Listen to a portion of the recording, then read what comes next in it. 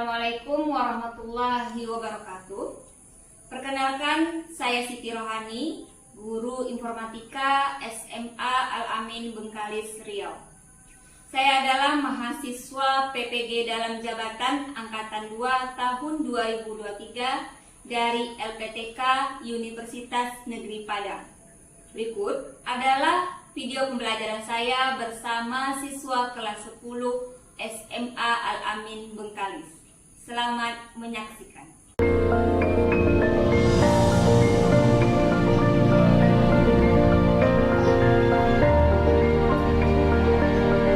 Teknologi dapat membantu guru dalam proses pembelajaran, dan tentunya peran guru tidak bisa digantikan oleh teknologi.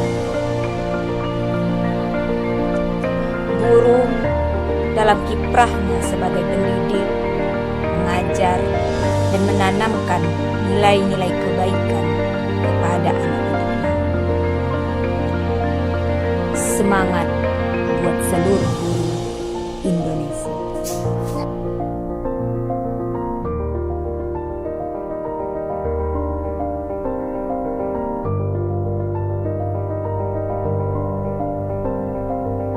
Assalamualaikum warahmatullahi wabarakatuh.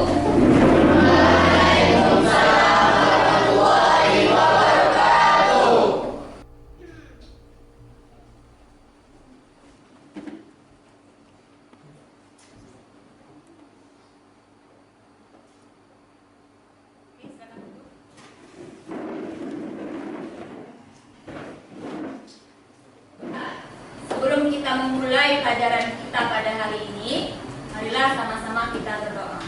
Silakan satu orang pimpin doa. Tadiu bisa. Assalamualaikum warahmatullahi wabarakatuh. Waalaikumsalam warahmatullahi wabarakatuh. Kedua anak tadiu. Bismillahirrahmanirrahim. Allahumma shalli ala sayyidina Muhammad wa ala ali sayyidina Muhammad. Rabbana zidna ilman warzuqna fahman. Rabbi shrah sadri wa yassir li amri wahlul 'uqdatam min lisani yafqahu qawli.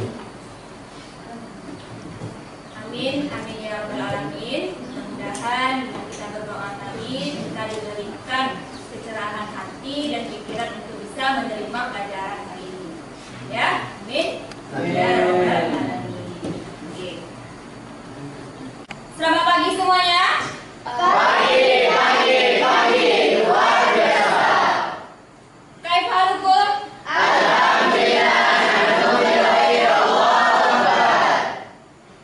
semuanya sehat ya. Semuanya semangat. Kelihatan dari wajahnya yang berseri-seri dan dari suaranya yang mantap. Ya. Oke, sebelumnya Ibu cek kehadiran siapa yang tidak hadir hari ini.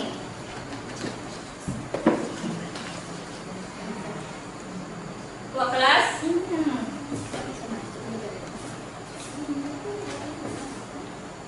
Apakah hadir semua hari ini? Hadir semua? Ipan sakit ya? Ya, Bu. Satu orang tidak hadir sakit. Sama-sama kita doakan teman kita yang sakit agar segera sembuh. Amin ya rabbal alamin. Sebelumnya Ibu cek kondisi kelas kita ini. Ya. Komputer, apakah semuanya sudah bisa dihidupkan atau bisa beroperasi dengan baik? Oke, sudah ya. Mantap. Kemudian Ibu harap ya untuk menjaga kenyamanan kita bersama selama lebih kurang 1,5 jam kita dalam labor ini. Silakan jika ada sampah di samping, di bawah atau di kiri kalian, silakan dititip dan dibuang di tong sampah yang tersedia. Ya, biar kita nyaman dan segar berada di ruangan Labor. biar kita segar dan nyaman berada di ruangan labor ini. Oke? Silakan.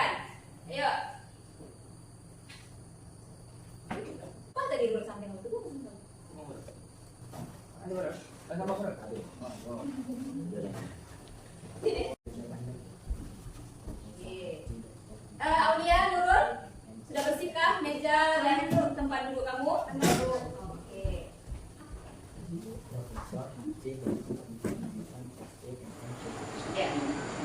Ini ada sedikit motivasi. Quote of day. Ini ungkapan dari Buya Hamka. Silakan dibaca kata-katanya itu ya. Nah, dicermati dan diresapi kira-kira apa maknanya itu.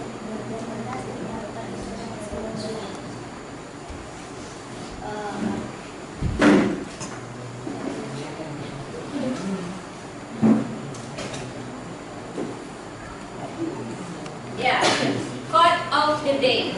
Ya, pencerminan yang paling kejam adalah membiarkan pikiran jenius kita dikalahkan oleh tubuh yang malas. Karena apa? Karena lebih mengutamakan ingin istirahat sebelum lelah. Artinya apa? Seperti yang pernah dibilang ya. Kita ini ya kadang malas berpikir. Nah, malas berpikir. Ibu yakin dan hakul yakin siswa-siswi Al-Amin ini ya, SMA Al-Amin Bengkalis adalah orang-orang yang pintar, orang-orang yang jenius. Cuman kadang malas berpikir. Nah, pada hari ini di materi visualisasi data ini, nanti ibu akan mengajak kalian berpikir. Ibu akan menampilkan atau memberikan sebuah artikel. Dari artikel itu ya atau dari teks itu kalian akan menganalisa bagaimana desain tabelnya untuk menyajikan data-data yang ada pada tabel itu dalam bentuk grafik nantinya. Ya, kalian analisa dulu nanti. Ada ibu sajikan di dalam LKPD sebuah artikel. Ya. Nah, adapun tujuan pembelajaran pada hari ini ada dua. Oke, silakan baca. Ada apa dulu? Tujuan pembelajaran melalui diskusi peserta didik mampu menganalisa desain tabel yang bisa menyajikan data atau informasi dari artikel yang didapat dengan baik. Dengan kerjasama dalam kelompok, peserta didik mampu membuat visualisasi data atau informasi yang disajikan dalam bentuk tabel atau bentuk diagram atau chart dengan benar. Nanti ya, seperti gue bilang tadi, nanti ibu akan kasih sebuah artikel ya dari BPS, Badan Pusat Statistik ya tentang angka putus sekolah di Kabupaten Bengkalis ini. Lalu nanti kalian menganalisa seperti apa bentuk tabel yang bisa menyajikan data dan informasi tersebut. Kemudian dari tabel tadi akan kita visualisasikan menjadi sebuah grafik atau diagram. Ya, ini adalah berkelompok.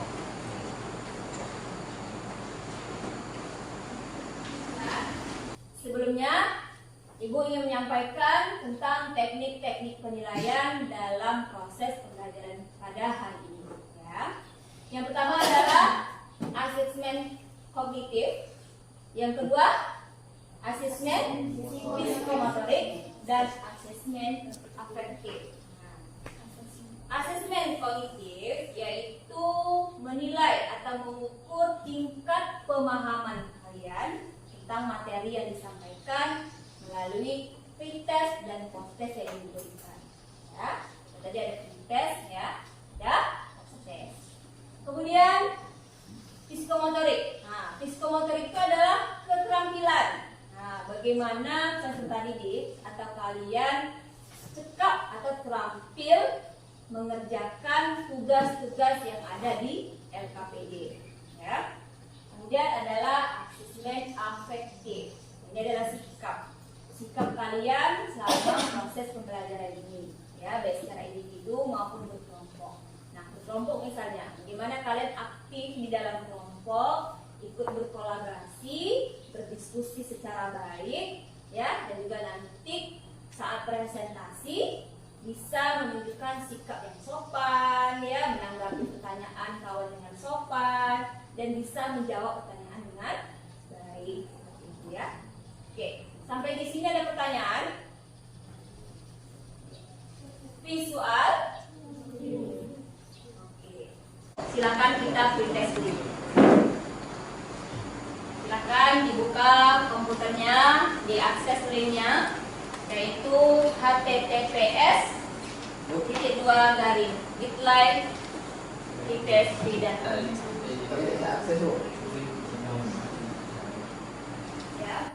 berdasarkan hasil pretest yang sudah kita lakukan ya. Jadi ada beberapa yang sudah bagus ya pemahaman awalnya sesuai dengan materi yang telah diberikan, sesuai dengan bahan bacaan yang telah diberikan untuk kalian baca terlebih dahulu. Oke, nah untuk itu ibu perlu mengorganisasikan kelompoknya. Yang nilainya 80 akan menjadi ketua kelompok, akan menjadi tutor sebaya bagi kawan yang mungkin masih belum paham. Ya, silahkan ini Mukhlis ganti dengan Irul. Gantian, Irul di sini, Mukhlis di situ. Kemudian ini silakan Tessa gantian dengan Aulia. Coba ibunya.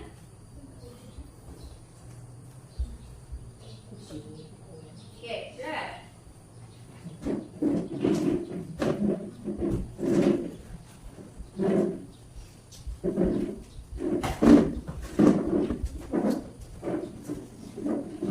Ibu harap sudah nyaman ya? Nyaman kan? Nyaman. Paksa? Nyaman loh. Irul nyaman Irul? Sama Alul Mam? Nyaman. Kalau Farul, aman kan Farul? Sama Alul Mukhlis? Aman? Aman. Oke. Pada materi kita silakan perhatikan tentang visualisasi. Ya, silakan baca. Siapa yang mau baca yang di sini ibu minta kesediaan. Nurul, silakan Nurul baca begini ya biar suaranya terdengar dan kawan-kawan yang lain juga bisa memperhatikan. Nah, gitu. Oke, pede aja kan bisa dibaca kan? Nah, silakan baca. Apa itu visualisasi data? Visualisasi data adalah proses menggunakan elemen visual seperti diagram, grafik, atau peta untuk mempresentasikan data. Oke. Jadi dia berbentuk grafik, diagram, atau peta untuk mempresentasikan atau memodel untuk visual ya, makanya visualisasi data. Kemudian tujuan visualisasi data. Jadi segala sesuatu itu harus ada tujuan. Oke, ibu minta sampai baca di sini ya. Siapa ya? Irul. Berdiri ala Irul. Tunjukkan suara masnya ini. Tujuan visualisasi data: mengkomunikasikan hasil analisis data secara visual kepada pembaca agar terlihat jelas dan menarik, membantu kita melihat pola dan tren dalam data dengan lebih mudah, membuat pembacaan terhadap data menjadi efisien dan tidak menghabiskan waktu yang lama. Oke, tujuan visualisasi data adalah membuat pembaca itu menarik. Jadi kita lebih senang melihat kalau kita membaca itu dengan bentuk teks atau bentuk gambar atau grafik. Gambar atau grafik mungkin dikombinasikan dengan warna-warna yang menarik gitu ya. Maksudnya sesuai dengan tujuannya ya, membuat pembaca agar terlihat jelas dan menarik. Nah, ini contoh-contoh visualisasi data. Ya, grafik seperti ini. Ya. Ada grafik lucu, grafik batang, ya. Yang ini grafik apa tuh? Yang bulat. Grafik donat ya. Jadi bukan makanan aja ada dapat donat ya. Ada grafik donat. Ya. Ada kelompok 6 kelompok ya. Ini yang KPD, ini ada soalnya. 3 kelompok juga, 3 kelompok kanan dan 3 kelompok.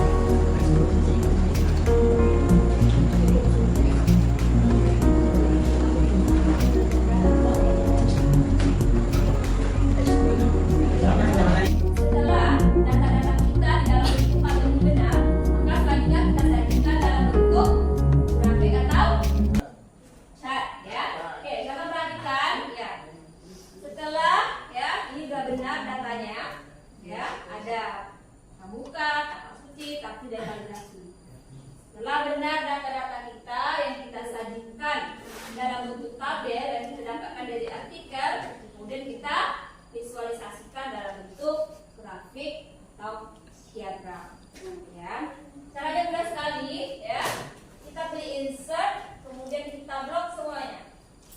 Kemudian kita pilih, ya, pilih. Oke.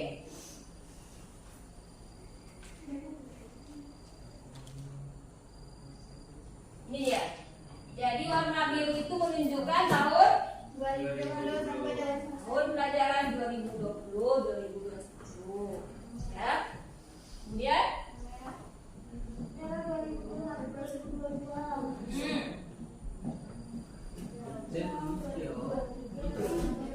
jadi kalau dalam bentuk grafik ini secara gamblang kita bisa melihat ya, ternyata pramuka itu dia banyaknya di tahun berapa? 2022. Kemudian tapis tahun berapa dia banyaknya? 2021, 2022, 2023. Ada 2 tahun pelajaran yang jumlahnya 15 orang. Mari. Jika ada kendala atau ada yang belum dimengerti, jangan malu bertanya ya. Mumpung ibu ada di sini, silakan bertanya.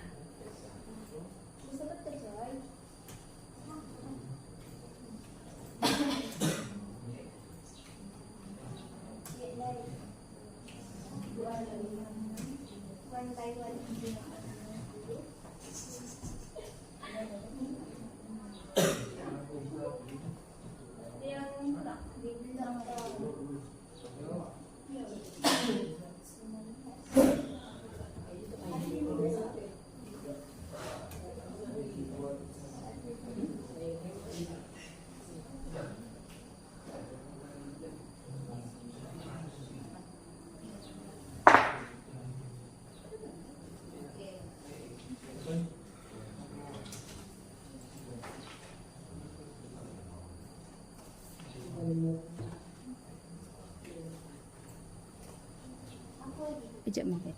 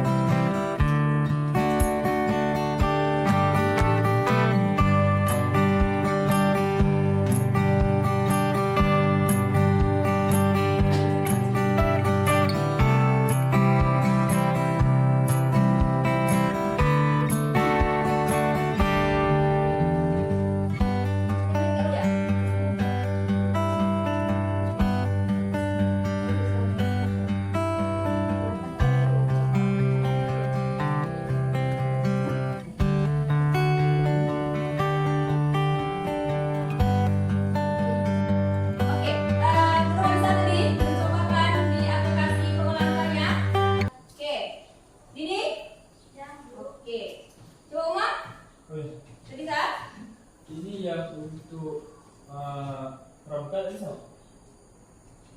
Oke gitu ya. Yang jenis kelamin bisa? Bisa. Oke, tulis. Coba lagi coba. Kemudian No.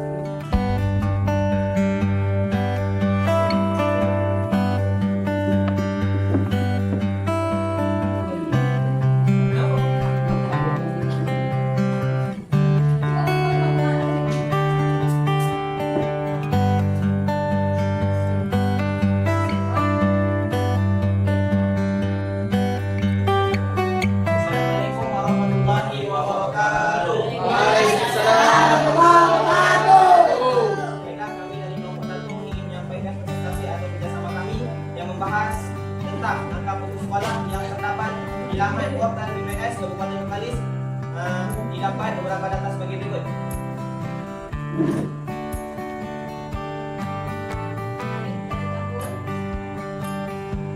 Yang pertama dari tahun 2019 mencakupi 5 kecamatan. Yang pertama Empat Utara, yang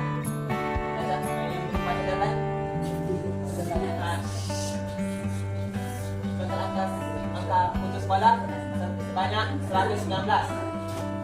Sedangkan Empat Utara 108, Pinggir 208, Bandar Laksmana 312, Siak Kecil 65. Pada tahun 2022 Empat 123, Empat Utara 102, Pinggir 218, Bandar Laksmana 98, Siak Kecil 325. Pada tahun 2021, Empat 328, Empat Utara 408, Pinggir 255, Bandar Laksmana 155, Siak Kecil 116. Tahun 2022, Empat 101, Empat Utara 343, Pinggir 217, Bandar Laksmana 108, Siak Kecil 65.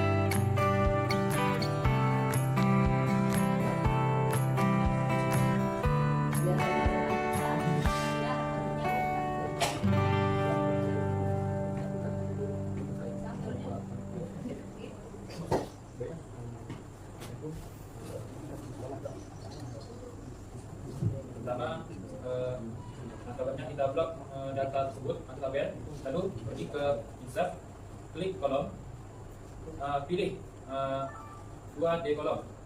Nah, pada sini tak ada grafik yang salah. Untuk meneruskannya bisa kita ulangi lagi dari awal. Yang pertama kita kontrol dahulu, lalu klik 2019, tambahkan tanda di depan. Contohnya tanda petik.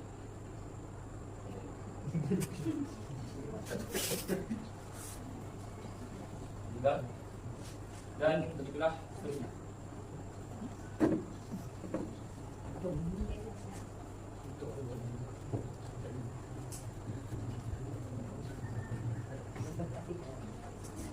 Lalu kita ulangi lagi. Pertama blok, lalu pergi ke insert, tekan kolom dan pilih kolomnya. Kita pilih Ini ada yang sama bentuknya? Yang bentuk sama seperti pemboman, Publis dan Parut? Tunjuk tangan? Oke, dapat lihat ya. Yang lain yang masih salah silakan diperbaiki ya. Oke, visual? Oke, silakan ditutup. Baiklah, sekian dari kami. Mudah-mudahan apa yang kami sampaikan dan jelaskan materi pembahasan ini bermanfaat bagi kawan-kawan sekalian. Dan kami mohon maaf. Assalamualaikum warahmatullahi wabarakatuh. Waalaikumsalam warahmatullahi wabarakatuh. Baiklah, kami dari kelompok 2 ingin mempresentasikan hasil kerja kami kepada Bapak.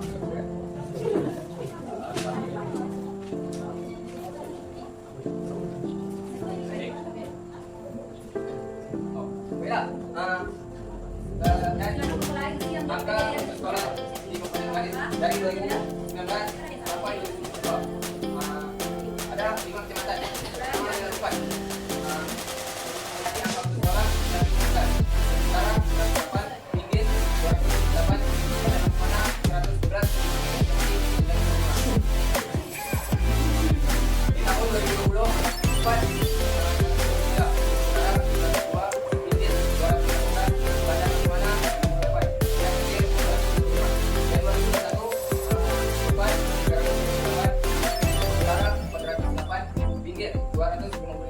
Bandar Laksmana 155, Siak Kecil 116, dan di tahun 2022 Empat 101, Utara 343, Pinggir 215, Bandar Laksmana 108, Siak Kecil 195.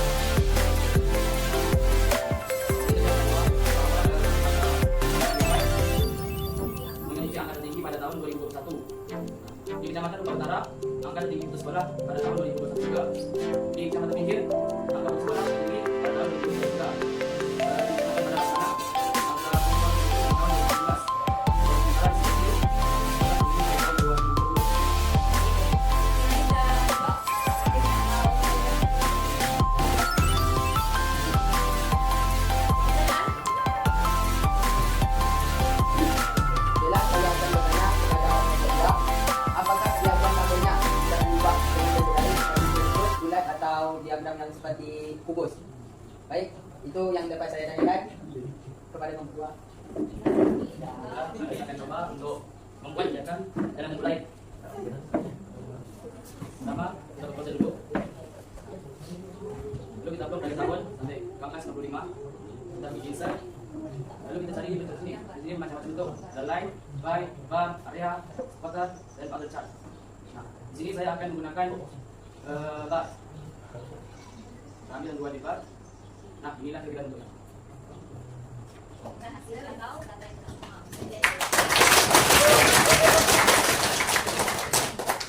Assalamualaikum warahmatullahi wabarakatuh. Waalaikumsalam warahmatullahi wabarakatuh. Oke, ya silakan ambil dari ibu ya. Silakan Faruk dibagi kawannya. Ya mau aja. Oke. Mudah-mudahan senang nilainya ya. Ya, kita mengadakan post test. Silakan akses di link berikut atau bisa scan. Di KPD kita terapkan di situ barcode-nya bisa di scan menggunakan HP. Tapi tahu bahwa ya hasil post test ini akan masuk di email ibu ya, di Google Drive ibu. Maka ibu akan mengkalkulasi nanti yang di atas 75 nilainya berhak mendapatkan materi pengayaan, yaitu tentang 5 table. Dan yang di bawah 75 silakan jumpa ibu untuk remedial. Kalian yang jumpa ibu nggak akan manggil, tapi kalian butuh ibu, kalian jumpa ibu untuk melakukan remedial, untuk melakukan bimbingan. Remedial ini sifatnya adalah bimbingan. Oke? Bisa dipahami? Paham tuh? Oke, silakan akses post test. Kesimpulan untuk menyampaikan kesimpulan. Siapa? Tunjuk tangan. Silakan tunjuk tangan. Oke, silakan Muam. Baiklah, kesimpulan hari ini tentang tabel dan diagram batang. Kesimpulannya, ketika kita membuat tabel diagram, kita berkemungkinan besar akan melakukan kesalahan karena tidak menambahkan tanda, contohnya tanda petik, pada kolom tahun. Ini berpengaruh ketika kita hendak menjadikannya sebuah tabel diagram. Sekian dari saya. Wassalamualaikum. Oke ya, tadi kan kita ada data numerik seperti tahun itu kan 2019, 2020, 2021 sampai 2022 itu adalah numerik. Nah, kita berharap itu kan sebagai keterangan tahun dia, supaya dia akan menjadi sebuah keterangan yaitu teks, kita perlu menambahkan tanda petik di depannya sehingga dia menjadi sebuah keterangan, bukan sebuah data numerik. Oke? Oke, ada pertanyaan? Visual? Satu orang lagi, Ibu ingin menyampaikan refleksi. Siapa? Oke, silakan ini. Coba ke sini. Assalamualaikum warahmatullahi wabarakatuh. Waalaikumsalam warahmatullahi wabarakatuh. Saya akan membacakan refleksi. Apakah perasaan kamu setelah mengikuti pembelajaran? Sangat senang karena dapat belajar pengetahuan baru. Penasaran ingin lebih banyak belajar. Apakah kendala dan kesulitan yang kamu rasakan? Internet tidak lancar. Oke, sama ya. Berarti kendala kita pada internet yang kurang lancar. Oke. Perasaannya senang. Ibu juga berharap semuanya senang ini ya. Dan penasaran karena memang ya jurnal di bidang data analis itu sangat-sangat banyak di perusahaan besar dan juga instansi pemerintahan. Baiklah, pada pertemuan selanjutnya kita akan mempelajari algoritma dan pemrograman. Insya Allah nanti kita akan cobakan ya program-program sederhana dalam kehidupan sehari-hari. Ibu harap kalian nanti antusias atau sangat-sangat termotivasi untuk mempelajarinya. Silakan kalian nanti baca bahan bacaan yang ibu berikan, ya. Karena nanti ibu akan ada berikan ya bahan bacaan. Silakan kalian baca dan kalian pelajari tentang algoritma dan pemrograman.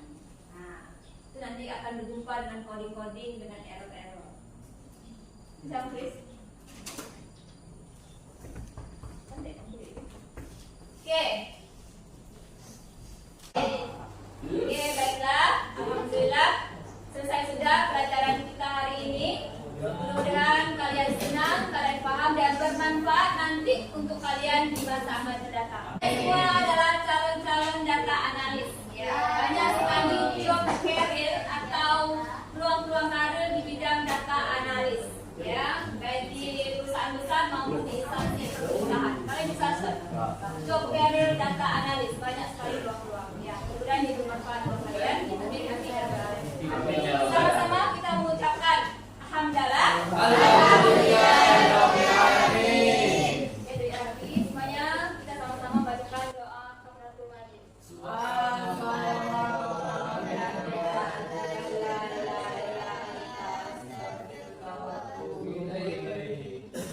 Oke.